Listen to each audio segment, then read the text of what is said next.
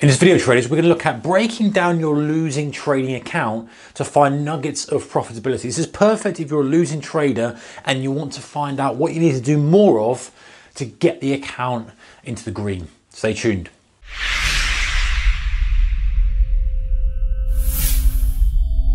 Hey traders, warm welcome to you. So, many people, traders, despair because they've been losing money, right? You're chugging along, you look at your account, you go, I'm down, I'm constantly down, constantly losing. I don't get it. I feel like I'm doing the right thing.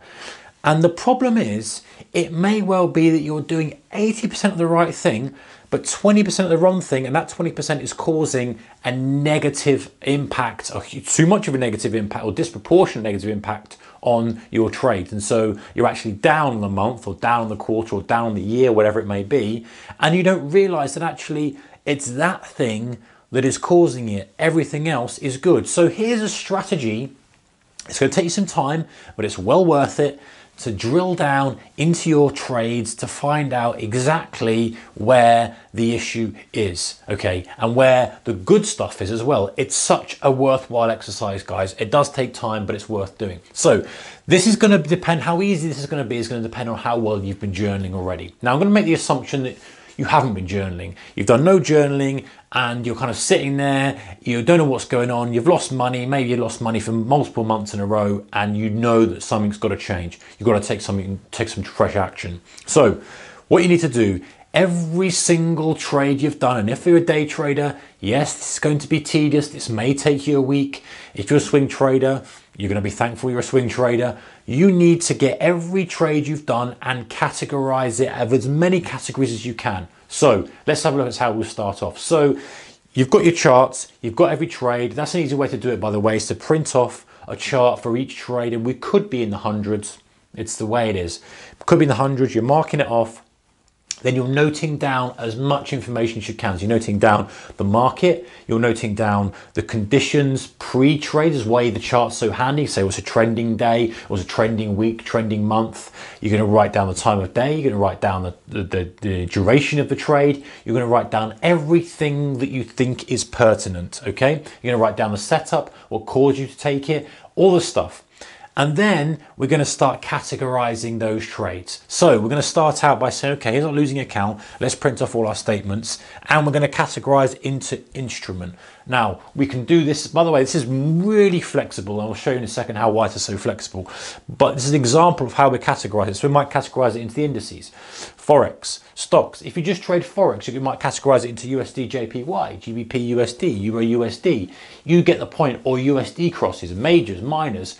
You're starting to categorize it. Then we're going to look at other things, and I've only put one layer in here, but in reality these layers are all going to stack onto each other. So, but they're just purely a thing on the board and kind of explaining it. I've just kept one layer. So we now might go, okay, now we've split up into markets and instruments. Now we need to split them up into trending environments or range-bound environments. So this one here, so conditions, market conditions. I want to split them up now into trending environments, and we've got to have a filter for that. That could be, you know, an ADX if we're going to use that, or just eyeballing it. You can just fine going eyeball. You can know, you know what, that's in a trend, that's in a range, and just having some criteria for that. So now we've got more piles of within each of them.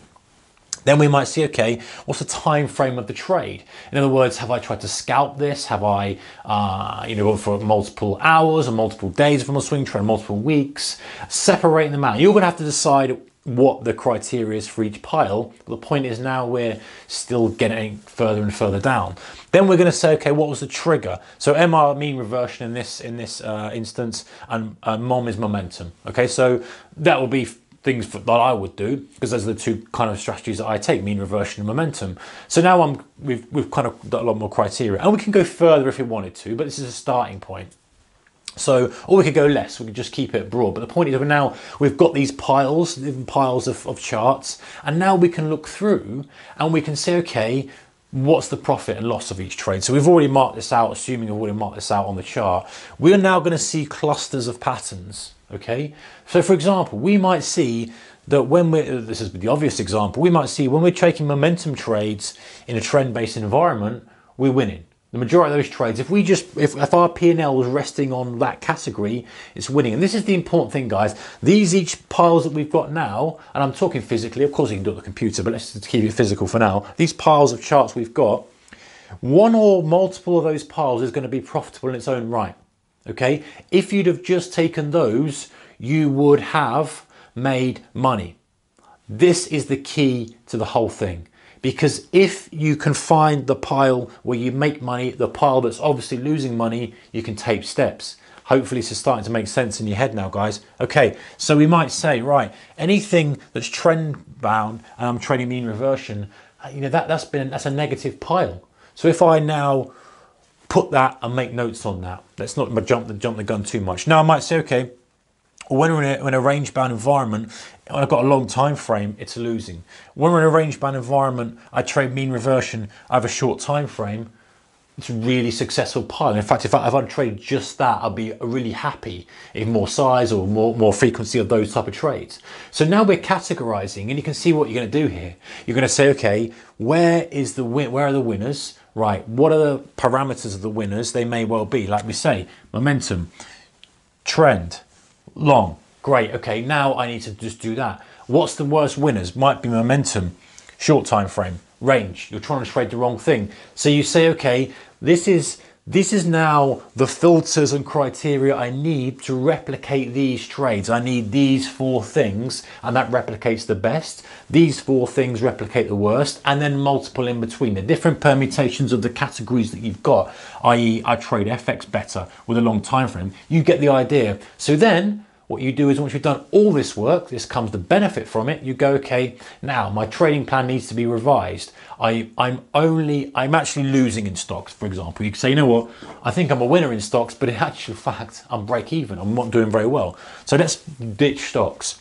Okay, I'm really good at FX and indices, but I'm not so good in mean reversion environments at all. So I might not even trade mean reversion. So you start to knock things off. And now you can filter down. Now you've got a plan that says, okay, I'm trading these instruments based on your history, this setup, in this market environment, this time frame, these stops, these targets. I know that if I did this on my old strategy or my old trades, my historic trade, should I say, that would be net winner. So let's make the assumption that if you continue to do that, you may not be a net winner, but you're damned going to do a lot better than you were if you carried on trading everything. So this is super, super powerful, guys. It takes time, like I say, but if you want it, it's worth doing. Get the categories, nail them all out, do all this stuff, add all the things you need to do, segment everything off and work out which segment is the best, which is the worst, and go from there. If this helps you, I appreciate the thumbs up. And if you haven't subscribed yet, then maybe you'll consider doing so after this video for more videos like this, about strategy, about mindset, about improvement as a trader. Try that out. Let me know how you get on in the comment section below. And if you need to share it with somebody who thinks they need to hear it, appreciate that also. All right, guys, take care. See you next one. Bye-bye.